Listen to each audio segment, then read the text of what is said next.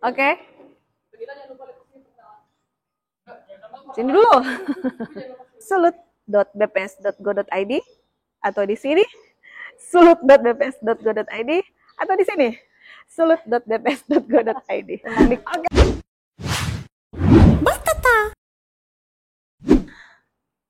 Tabea Patua Riwaya, baku dapat lagi dengan kita di podcast Badan Pusat Statistik Provinsi Sulawesi Utara, Batata, bahas data dengan kita. Yeay, tepuk tangannya mana? Oke, kalau sebelum-sebelumnya orang so bahas tentang tenaga kerjaan, tentang Sustenas, baru sebelumnya juga orang so bahas tentang Supas. Nah, untuk topik podcast yang ke berapa ini, guys? Ke-6. Ini guys, nak taruh kira. Terang mau bahas tentang satu topik yang nak kalah menarik dengan topik-topik sebelumnya, yaitu tentang IPM, Indeks Pembangunan Manusia. Apa itu IPM? IPM itu kalau misalnya dangoni bangun pagi-pagi ya, woi bangun. Itu bukan begitu Polo. IPM itu Indeks Pembangunan Manusia. Kita mau bahas dengan kita petemang saat ini. Kita mau panggil dulu Cynthia Dwi Setiarini. Halo Kak. Selamat datang Cynthia. Apa kabar hari ini? Luar biasa, terima kasih. Oke, terang mau langsung bahas tentang IPM Kang. Nah, pertanyaan pertama. Apa yang DP maksud dengan ini IPM? Indeks Pembangunan Manusia. Nah, Indeks Pembangunan Manusia itu Kak, untuk mengukur seberapa bagus sih kualitas hidup masyarakat di suatu daerah atau di suatu negara. Oke, kualitas hidup. Iya, gampangannya kayak kalau IPM itu kayak kalau kita sekolah, contohnya kayak rapor Kak, rapor di sekolah. Kalau misalnya rapotnya bagus, berarti nilai IPM-nya tinggi, otomatis berarti masyarakatnya sejahtera. Oke. Tapi kalau misalnya rapotnya itu nilainya merah, kan berarti jelek ya Kak. Oke. Berarti masih ada PR yang perlu dibenahi, kira-kira apa nih? Kayak gitu. Naik kelas Kang. Iya. Nah, IPM ini ditetapkan oleh UNDP, United Nations Development Program, atau Badan PBB untuk Pembangunan. Di Indonesia IPM dihitung oleh BPS. Oh, BPS yang hitung Kak? Iya. Berarti ada DP rumus-rumus dan? Betul, berdasarkan UNDP tadi Kak. Jadi nggak asal-asal untuk ngitungnya. Mereka mau bahas DP rumus ya? Betul. Nggak usah. Mau lebih pusing, IPM aja dulu.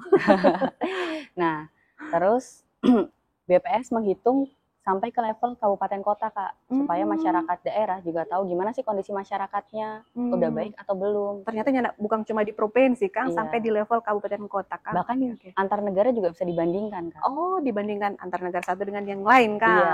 Oke. Terus? Udah. Nah, Kong apa yang DP tujuan IPM dalam pembangunan di suatu negara? Apa yang ini IPM ini? Nah, tujuannya tuh kalau tadi kan untuk mengukur kualitas hidup masyarakat di suatu daerah itu ya Kak ya. Cara menghitung kualitas datanya itu dari 3 komponen Kak. 3 komponen ya. Yang pertama kesehatan. Oke, kesehatan. Pendidikan. Standar hidup layak. Standar hidup layak. Oh, mungkin dari sisi ekonomi kan? Iya, dari sisi ekonomi.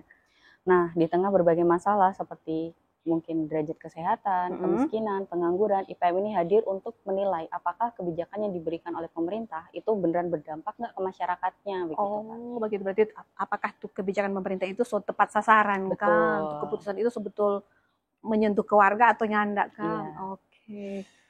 Nah, tadi kan Anda sebutkan ada 3 komponen Kang, ada kesehatan, pendidikan, dan dari ekonomi. Nah, itu maksudnya bagaimana Kang? Boleh mau jelaskan lebih spesifik, lebih rinci sedikit supaya orang lebih mengerti. Kalau kita bayangin nih Kak, kan misalnya kita pengen punya masa depan yang cerah, ceria, gemilang. Yang pertama pasti kita pengen sehat, biar bisa menjalani hidup dengan baik kan Kak. Terus yang kedua, pasti kita pengen menimba ilmu sebanyak-banyaknya untuk bekal kita menjalani kehidupan itu Kak. Sampai bekal di masa depan. Betul. Kang. Nah yang ketiga ini pasti kita kan butuh uang untuk ngeluarin semua itu ya Kak. Iya. Bagaimana semuanya tidak bisa kalau nyari dari bedoi cuan dan itu. Nah kalau dari sisi kesehatan ini dinilai berdasarkan umur harapan hidup Kak. Jadi kita melihat kira-kira bayi yang lahir pada tahun ini bisa hidup sampai berapa tahun lagi sih ke depannya? Diprediksikan begitu Kang. Betul. Tapi nggak cuma dilihat dari panjang umurnya saja, tapi dari gimana akses ke kesehatannya, gizinya sudah bagus atau belum, terus gimana lingkungannya apakah mendukung DP pertumbuhan. Betul, kayak gitu Kak. Nah, kalau dari sisi pendidikan, Oh, tadi kan dari sisi kesehatan, Kang. iya. Dari sisi pendidikan, Mm-mm. kan sekolah itu gerbang awal untuk masa depan ya Kak ya. Dengan pendidikan yang baik, pasti kita juga bisa mendapatkan pekerjaan yang baik, terus penghasilannya juga baik juga. Harapannya begitu ya Kak ya. Iya. Nah, dari sisi pendidikan ini, itu ada 2 indikator Kak. Yang pertama harapan lama sekolah, Harapan lama sekolah dan dengan juga rata-rata lama sekolah. rata-rata lama sekolah itu yang bagaimana misalnya? Nah, kalau harapan lama sekolah ini, misalkan anak 7 tahun ini ya Kak, kira-kira diharapkannya ke depannya tuh bisa sekolah sampai jenjang pendidikan apa sih Kak? Atau sampai berapa tahun dia bisa Begitu, sekolah? Kang. Diprediksikan dia boleh sampai di jenjang pendidikan tertinggi apa? Iya. Nah, kalau yang rata-rata lama sekolah ini, itu dilihat dari penduduk usia 25 tahun ke atas. Atau kalau sekarang masuknya Gen Z ya Kak ya. Kayak Gen Z ini kan pasti udah 25 tahun ke atas ya Kak? Iya. Nah, itu kira-kira mereka menempuh pendidikan berapa lama sih? Berapa lama orang bisa menempuh pendidikan? Itu Iya, diprediksi, enggak. Kang. Rata-rata mereka menempuh pendidikannya itu berapa lama gitu Kak. Oke. Nah, terus yang terakhir itu yang tadi standar hidup layak ya Kak. Dari sisi ekonomi, di standar hidup layak. Kan kalau kita udah hidup sehat, kita juga berpendidikan, untuk mendukung sehat dan juga berpendidikan itu kan kita juga butuh uang ya Kak ya, untuk memenuhi kebutuhan. Nah, bukan hanya sekedar untuk bertahan hidup dari hari ke hari bisa memenuhi gitu, enggak. Tapi gimana caranya kita bisa memenuhi kebutuhan dasar hidup. Nah, dari standar hidup layak ini dilihat berdasarkan pengeluaran rata-rata penduduk. Atau gimana sih caranya penduduk itu belanja tiap hari berarti? Iya, dihitung dari situ gitu, Kang, DP sederhana. Betul. Oke, berarti dari IPM ini DP nilai tinggi atau DP nilai rendah itu jadi dasar terang mau lihat, bukan orang sih, pemerintah mau lihat bagian mana yang sopas, bagian mana yang bermasalah, mana yang perlu diperbaiki, dan mana yang perlu ditingkatkan. Begitu Kang, sederhana. Nah, ini masih berhubungan dengan kebijakan, bagaimana IPM bisa mempengaruhi kebijakan pembangunan di suatu daerah. Nah, kalau kita mungkin analogikan ya Kak ya, misalnya ada pemilik di sini kita anggapnya itu pemerintah pusat. Terus ada dia punya rumah yang luas, ada halaman depan, samping, dan juga belakang. Nah, dari halaman itu ada tukang kebunnya sendiri-sendiri Kak. Tukang kebun di sini kita analogikan pemerintah daerah. Diatur DP wilayah itu. Iya, yang atur DP wilayah itu. Tukang kebun pertama, kedua, ketiga. Nah, kita bercerita ke tukang kebun yang di depan rumah dulu Kak. Yang pertama. Tukang kebun yang di depan rumah ini dia nanam 3 tanaman, mawar, melati, anggrek. Kita anggap itu komponen IPM tadi yang 3 Kak. Oke, betul. Yang kesehatan, pendidikan dengan ekonomi Kang. Nah, setelah itu dia tanam, terus kan dia punya alat yang namanya IPM ini untuk mengecek gimana sih kondisi kebunnya itu udah bagus atau belum pakai alat yang namanya IPM ini. Betul. Jadi alat evaluasinya dia berarti Kang. Nah, seminggu pertama setelah dia tanam, ternyata alatnya itu menunjukkan, tanaman mawar sama melatinya bagus pertumbuhannya. Betul, ternyata anggreknya itu layu Kak. Setelah dicek ternyata kurang pupuk. Akhirnya si tukang kebun ini memprioritaskan untuk kasih pupuk. Berarti anggrek ini perlu pupuk, kita kasih pupuk. Iya. Nah, itu kayak kayak IPM membantu pemerintah untuk menentukan kira-kira tadi komponen mana sih yang perlu diperbaiki. Apakah kesehatan, pendidikan, atau yang standar hidup layak tadi Kak. Nah, terus lanjut. Kan udah dikasih pupuk, udah disiramin terus juga ya Kak ya. Setelah sebulan dicek lagi, tanaman anggrek yang tadinya dipupuk, ternyata bagus jadi hasilnya. Evaluasi lagi berarti ya. Dia jadi nggak layu, jadi seger lagi. Tapi ternyata tanaman mawar dan juga melati yang tadi cuma disiram doang, itu ternyata dia layu. Nah, di sini tukang kebun, berarti nggak cuma anggrek yang harus dipupuk, tapi juga mawar dan melati juga. Pokoknya intinya jadi bahan dasar untuk evaluasi, untuk perbaikan ke depan, begitu Kak. IPM begitu Kak. Nah, berarti IPM itu menunjukkan untuk mengevaluasi juga ya Kak ya, yang kebijakan yang sudah diberikan itu udah bagus atau belum, berhasil atau tidak. Kalau enggak nanti dievaluasi lagi. Nah, yang selanjutnya itu setelah beberapa bulan kan akhirnya bunga ini mekar semua Kak. Bagus tuh bunganya mekar. Berhasil.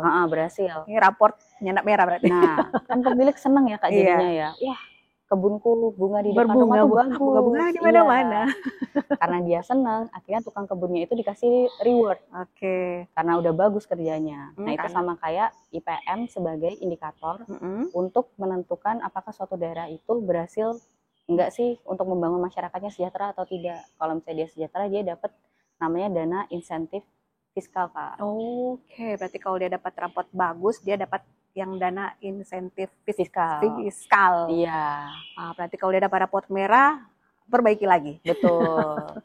Nah, terus yang selanjutnya kan tadi kan dia punya kebun juga di samping dan juga di belakang ya, Kak.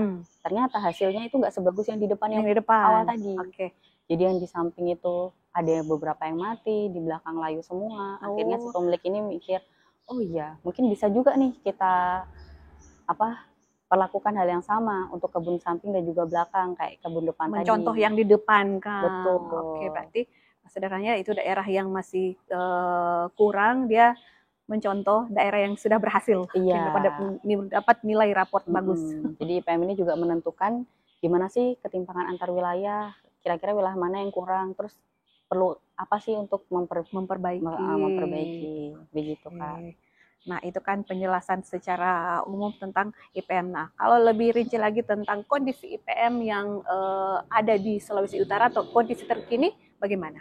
Nah, kalau kondisi IPM saat ini ya, Kak, tahun terakhir kan tahun 2024. Itu berdasarkan hasil rilis BPS Provinsi Sulawesi Utara. Pada bulan November 2024, nilai IPM itu menunjukkan 75,68. Itu bagus berarti? Bagus, Kak, itu termasuk kategori tinggi. Oh, kategori tinggi tuh orang. Untuk 2024 kan, kondisi 2024. Berarti kalau 2025 berarti dirilis bulan November. Ini, iya. Jadi tahun lalu nilai tinggi? Iya, dan itu juga meningkat 0,64 poin dibandingkan tahun sebelumnya, Kak. Kalau secara nasional yang terang tinggi? Kalau secara nasional, Provinsi Sulawesi Utara masuk ke urutan ke-9. Luar biasa, 10 besar IPM tertinggi seluruh Indonesia. Tepuk tangan dulu dong. Yeah. Nah, terus masih ada? Masih ada, Kak. Kan tadi kan baru nilai IPM-nya aja yang meningkat. Nah, meningkatnya ini juga karena 3 komponen yang tadi meningkat, Kak. Kesehatan, pendidikan, dan juga standar hidup layak. Tiga meningkat, DP nilai bagus, makanya orang masuk 10 besar. Betul. Nah, Kong, bagaimana dang DP cara supaya orang angka IPM ini boleh mau dapat nilai bagus? Nyedak mau raport merah dang? Iya. Kan kalau tadi komponen IPM ada 3 ya, Kak. Kesehatan, pendidikan, standar hidup layak. Dan dari kesehatan ini kita bisa menyediakan akses dan layanan kesehatan yang merata. Jadi kalau misalnya warganya sakit, pasti kan berharapnya fasilitas kesehatan itu terjangkau, entah ke puskesmas, entah ke rumah sakit, kayak gitu ya, Kak ya. Tapi bukan cuma di daerah kota aja, Kak, tapi berharapnya di daerah desa juga terjangkau. Pokoknya semua warga masyarakat bisa menjangkau itu fasilitas kesehatan. Betul. Kang. Oke, itu kalau dari sisi kesehatan. Betul. Nah, yang kedua kan dari sisi pendidikan. Tadi ya, Kak ya.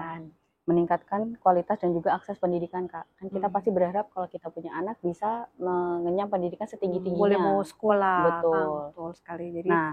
Jadi kalau bisa ya aksesnya untuk akses ke sekolah. Dengan kalau boleh di tiap daerah kalau boleh bangun akan sekolah semua kan, supaya tuh merata tuh di semua ada SD, SMP, SMA, begitu kan. Betul. Tapi bukan cuma melihat kuantitasnya ya, Kak, jumlahnya, tapi juga cuma dari bangunannya, isinya juga, gimana kurikulumnya, terus guru-guru, DP guru, terus relevan dengan keadaan zaman sekarang atau enggak, kayak gitu juga, Kak, berpengaruh. Yang lain, yang satu dari sisi ekonomi? Nah, kalau dari sisi ekonomi ini menciptakan lapangan pekerjaan. Jadi kan kalau kita lulus sekolah, pasti berharapnya kita bisa dapat kerjaan ya, Kak ya. Iya, pasti dong. Tapi kan kalau sekarang kerjaan agak susah memang. Memang ya, mesti Kak. Untuk generasi sekarang yang belum dapat pekerjaan memang mesti berjuang. Mesti keluar sama dengan talenta supaya boleh dapat kerja. Nah, mungkin pemerintah bisa membantu dengan menciptakan lapangan pekerjaan tadi, Kak. Iya, tambah skill. Betul. Tapi kan kadang, pelatihan. Soalnya kadang kita udah lulus kan kita bingung, kita mau ngapain ya di sini? Mau kerja apa? Iya, kita nggak tahu karena dunia sekolah sama pekerjaan kan beda. Iya, kenyataannya beda. Pemerintah bisa masuk dengan pelatihan-pelatihan itu tadi. Kalau dengan pelatihan kan dia bukan cuma bisa punya modal format cari kerja, dia boleh mau buka lapangan, Iya. Kang, atau dia menciptakan lapangan pekerjaan sendiri for dia sendiri, Betul, Kang. Kak. Udah. Nah, yang tadi kan Ada udah ada lagi. kesehatan, Oh iya, pendidikan. tadi kan baru kesehatan, Iya. pendidikan, ekonomi. Ekonomi oke. ya, Kak, ya. Tapi kan semua itu butuh infrastruktur ya, Kak. Oh, Entah itu betul jalan, air sekali. bersih, terus listrik juga. Sebenarnya Dan semua sekarang kok memang betul. berkorelasi, berhubungan, semua saling menunjang sebenarnya, Iya. kan nggak bisa berdiri sendiri, kan. Betul, internet juga, Kak. Sekarang Iya, penting banget kan. sekarang sama-sama bergerak internet. Nah. Anak sekolah saja tuh cari tugas, cari membikin dompet pekerjaan rumah, Pakai internet. ada internet. Iya, itu juga semua udah termasuk infrastruktur dasar kalau sekarang, mau Kak. kirim informasi, mau kirim pesan kan Iya. sekarang langsung ya internet. Nah, terus yang terakhir, kan yang terakhir setelah semuanya tadi udah dilakukan ya, Kak, jangan lupa untuk terus mengevaluasi kayak tadi, Kak. Jadi itu penting, betul. Meskipun udah dibangun, kira-kira masih perlu perbaikan lagi nggak? Apalagi yang perlu ditambah? Gitu, Kak. Apa yang kurang, kan? Betul. Apa yang sopas, apa yang berlebihan mungkin, apa yang kurang itu yang diperbaiki. Iya. Itu gunanya evaluasi. Nah, ini pertanyaan yang terakhir nih. Apa DP dampak dan kalau orang IPM di Trope daerah ini terhadap DP dampak IPM terhadap pertumbuhan ekonomi? Bagaimana? DP hubungan bagaimana itu dua? Mungkin kita analogikan lewat cerita ya, Kak, ya. Oke. Misalnya si A nih, Kak, kan dia awal bekerja gajinya baru 3 juta. Nah, dari 3 juta itu dia cuma bisa makan warteg. Terus kalau bahkan bayar listrik aja dia kadang masih bayar listrik atau makan dulu yang didahulukan. 3 juta kok kalau bahagi 1 bulan 30 lah berarti 10.000 satu hari. Iya, hari dikit sekali tuh itu, Kak. Nah, tapi karena dia tinggal di daerah IPM-nya yang bagus, kan berarti dia bisa mengakses pendidikan lebih baik. Terus dia juga jangkauan kesehatannya, fasilitas kesehatannya itu bisa dia jangkau. Iya. Jadi dari situ akhirnya dia memutuskan, oh kayaknya emang saya tuh bisa lebih. Jadi akhirnya dia keluar kerja, mendaftar ke perusahaan baru, dan akhirnya diterima. Kak. Gajinya sekarang 7 juta. Ternyata bisa mengembangkan DP. Iya, bahkan 2 kali lipatnya kan. Nah, di situ dari gaji 7 juta tadi, dia bisa nggak cuma makan di warteg lagi, Kak. Udah bisa jalan-jalan di mall. Iya, ke kafe. Bahkan yang tadinya dia cuma punya motor butut, dia udah kredit motor baru lagi, Kak. Terus pasti kan kalau pendapatannya banyak, dia juga pengen membelanjakan uangnya untuk kebutuhan yang lain yang tadinya dia nggak bisa dapat, bisa beli, Kak. Nah, dari situ jadi ekonomi itu juga berputar, Kak. Dia bisa berbelanja banyak. DP efek di situ, Kak. Betul. Dia lebih menunjang pergerakan ekonomi di suatu wilayah. Betul. Ketika DP masyarakat punya daya beli, ya ekonomi pun berjalan lancar. Iya. Nah, terus kayak tenaga kerja tadi si A, kan dia udah bagus ya, Kak. Kesehatan bagus, pendidikan juga bagus, produktif. Jadi investor yang lihat tuh, bagus nih sumber dayanya. Dilirik berarti. Iya, dilirik. Jadi mau menanamkan modal di situ, Kak. Oke, betul sekali. Itu sangat membantu di ekonomi, kan, di perputaran ekonomi. Jadi kan ada investasi yang masuk ya, Kak, kalau kayak gitu. Nah, dengan adanya investasi yang masuk itu, kan kehidupan masyarakatnya jadi lebih baik ya, Kak. Lebih banyak peluang lapangan pekerjaan yang didapat. Pasti kan betul sekali. Anak-anak bisa bersekolah, kesehatannya juga pasti lebih baik lagi ya, Kak, ya. Jadi di situ bisa menurunkan kemiskinan. Iya, ketimpangan pendapatan juga. Ternyata kan tuh ini IPM ini DP korelasi, DP hubungan dekat sekali dengan pertumbuhan ekonomi. Tapi kalau mau lihat penjelasan bukan cuma itu saja, dengan hal-hal lain sampai di ketenaga kerjaan juga kan sangat-sangat berhubungan. Bahwa bukan cuma bertetangga, orang rupa suka ke adik atau anak bersaudara. Nah, Bapak Ibu, ternyata kalau mau bahas IPM banyak sekali yang orang perlu pelajari, tapi karena ya ini terbatas waktu, orang sudahi dulu sampai di sini. Orang mau bahas tentang IPM, nanti orang bakal dapat ulang di podcast selanjutnya dengan topik yang nyandak kalah. Tapi kalau misalnya Bapak Ibu mau butuh data lebih banyak tentang IPM, jangan kita sedang topik apa, jangan sungkan datang berkunjung di kantor BPS Provinsi Sulawesi Utara di Jalan 17 Agustus, atau kalau sibuk boleh buka terampe website di sini sulut.bps.go.id, atau di sini sulut.bps.go.id, atau di sini sulut.bps.go.id. Oke.